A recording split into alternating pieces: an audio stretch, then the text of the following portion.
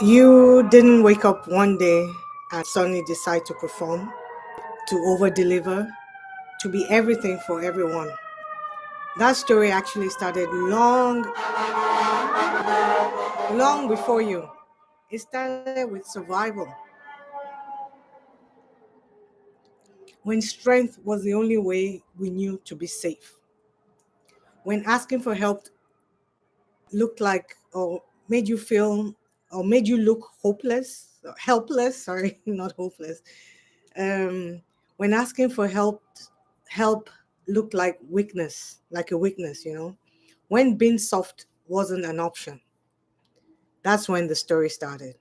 And here we are, generations later, we're still living by those same rules.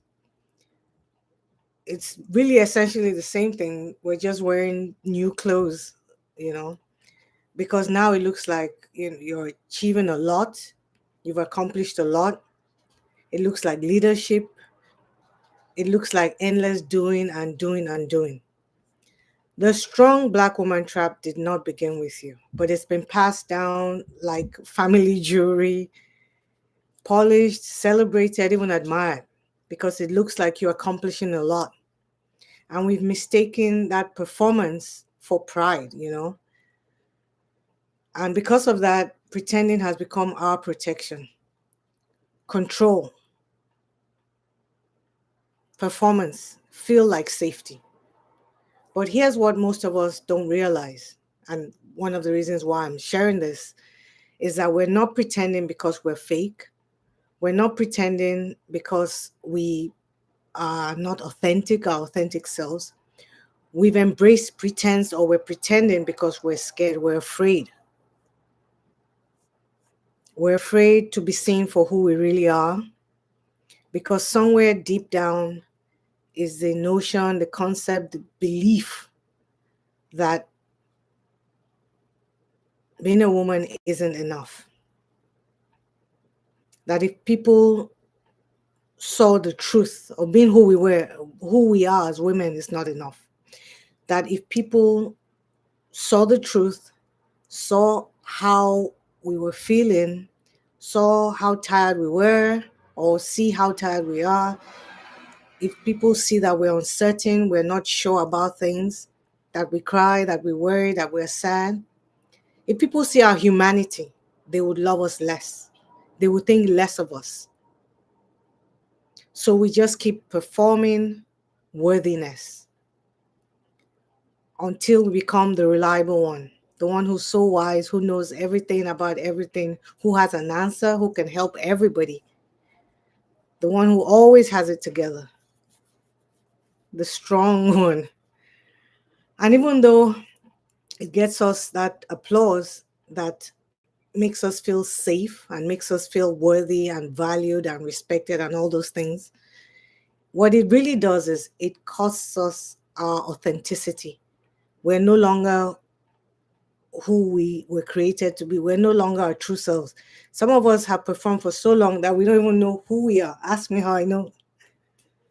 And so we end up being surrounded by people who just admire us, who applaud us, who say all these nice, pleasant, great things about us, but don't actually know who we are, know us as our true and authentic selves.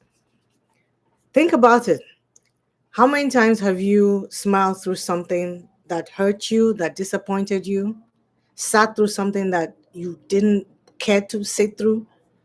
How often have you not said, I was going to say choked on your words, but maybe have you swallowed the truth? Have you not shared honestly and candidly, just so that you would maintain that facade, or so that you would look like the cool one, the calm one? And what we do is, which is why it's kept on for so long, we justify it by saying that we're protecting the person. We don't want to share the truth because we don't want person to be hurt. We don't want to say how we really feel because it's easier to just go along or get along than to, I forgot what it is, get along to go along, something to that effect. I hope you know what I mean.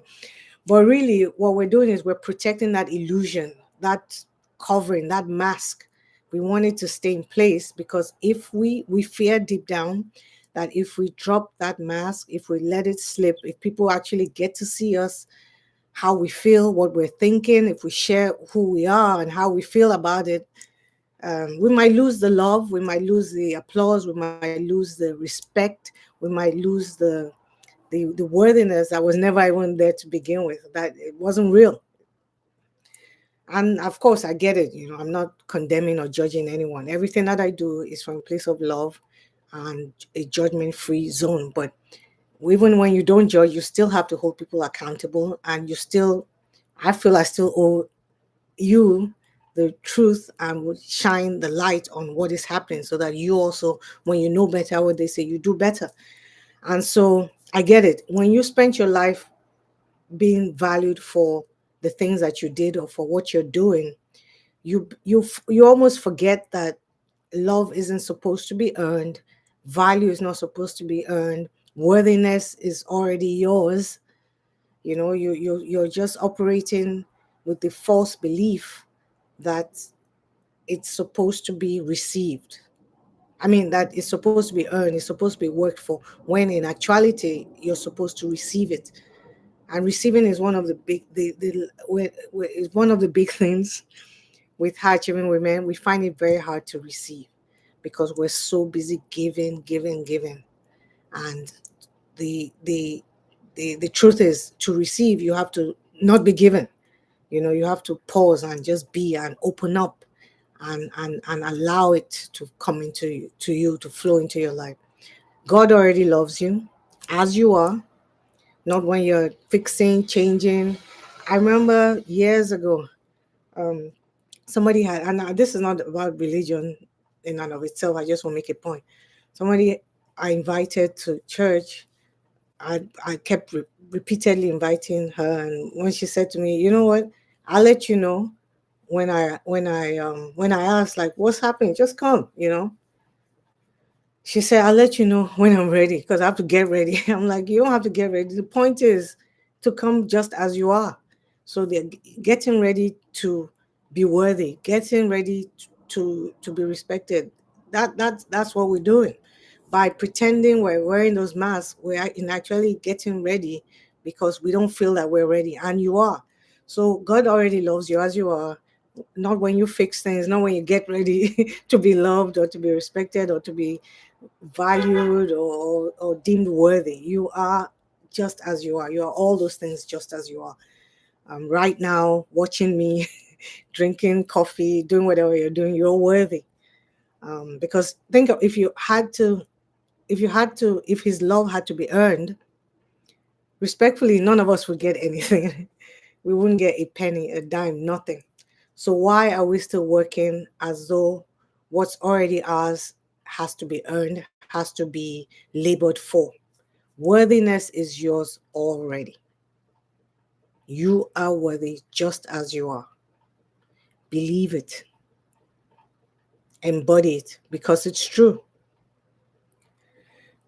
And I know that while pretending feels safe, because again, it's the conditioning, it's the programming, it's for many of us what we've inherited because of this strong Black woman trap that has been going on and on and on. Pretending feels safe because it's familiar. It's because we've been doing it. We've seen others around us do it. We've seen, some of us have seen our mothers do it, our grandmothers, our aunts, wise women, ladies we look up to, our mentors, our coaches, So it's familiar, and familiarity feels safe because it's kind of just keeps you where you've been. But what it also keeps you is stuck in a life that is no longer reflective of who you are. It's no longer resonant with you. It's out of alignment, and it doesn't allow you to be in integrity with yourself, because you are playing safe by pretending and performing, but internally, you, it wants to come out. And it feels hollow, honestly, and that's why you may be feeling that sense of something being off, because you've reached the point, likely midlife is where a lot of my clients are, where I am, where external successes are no longer moving you, or if they're even moving you at all like they used to. You have all those things, or most of those things, and you're still feeling a sense of ease, a sense of unease, a sense of disconnect. I'm wondering, why am I not happy? Why am I not at peace? Why is there still this internal desire to be somewhere else, to feel something else? It's because performing keeps you hollow. It feels hollow and keeps you stuck. So you don't need to prove you're worthy of being seen. You already are. Maybe the work now is not doing more. It really isn't. It's more about telling the truth in the areas that you've been performing, in the areas that you haven't shown up as yourself, in situations where you've compromised, where you've held back, or where you felt the need to do what you really didn't want to do. Maybe it's saying, I'm tired, when you are genuinely tired. Maybe it's letting someone you love or someone love you without feeling the need to earn it. It's not weakness, and doesn't make you less valuable or less worthy. It's actually you just being free. So as I wrap up, tell me in the comments. I will come back and check. Where in your life do you still feel yourself pretending or performing to belong, to feel a certain way, to fit in? Where are you still performing? Where are you still pretending? Where's the mask still on? What area of your life? And if this conversation resonates with you, I would love for you to start with my free guide. It's called The 5 Signs You're in the Strong Black Woman Trap. What it essentially does, it helps you to see areas in your life where you've been performing or where performance has been running, and how you can finally start to unmask, disrupt, discard the performance, and get back, reconnect with the woman that you are at your core, the woman underneath all of that. It helps you to start, it's one of the first steps to start stripping away the years and years of conditioned performance and pretense. And it also helps you to really feel into the fact that you're worthy just as you are. And if you're ready to stop pretending and start living from truth on a deeper level, the Embody program is there for you. If you comment ready, I'll send you the details so that you can check it out and see if it's the right fit for you. It's my 8-week experience for high achieving Black women who are ready to feel seen, who are ready to feel soft, who are ready to just reclaim their sovereign authenticity again. I'll see you in the next video.